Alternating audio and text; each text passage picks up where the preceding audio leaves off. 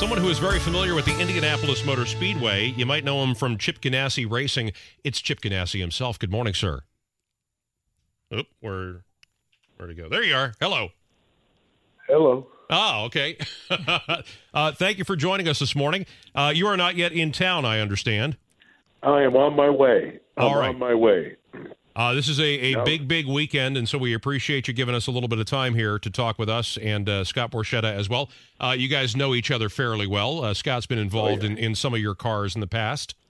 Mm-hmm. Mm-hmm. As a matter of fact, he's wearing a ring right now. I am. I'm wearing the 2012 Indy 500 win, and we were part of Chip Ganassi Racing when Dario Franchitti won.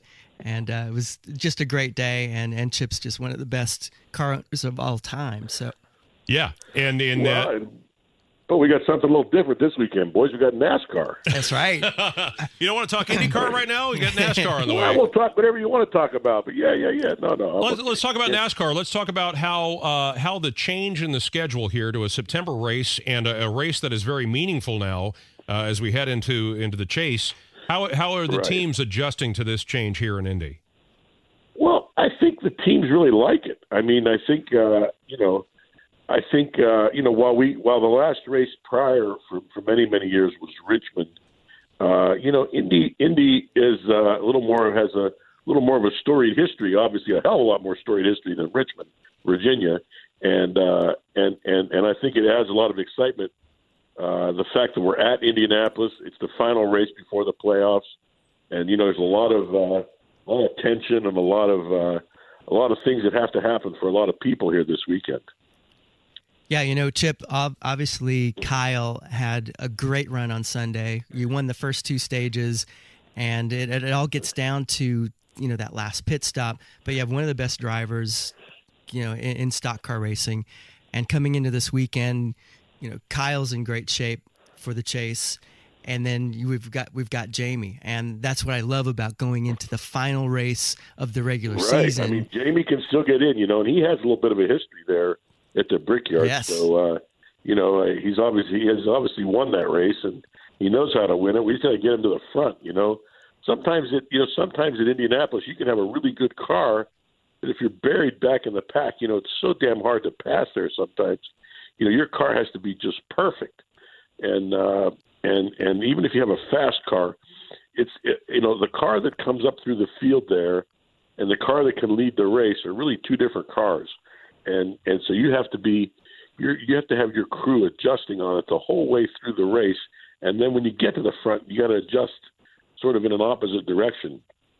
So, but we're looking forward to the challenge, and like you said, we got a good shot with Kyle, we got a good shot with Jamie, and we like that place. I think our team too. I think it kind of rises to the occasion for big races, which is exciting for me. I mean, I think.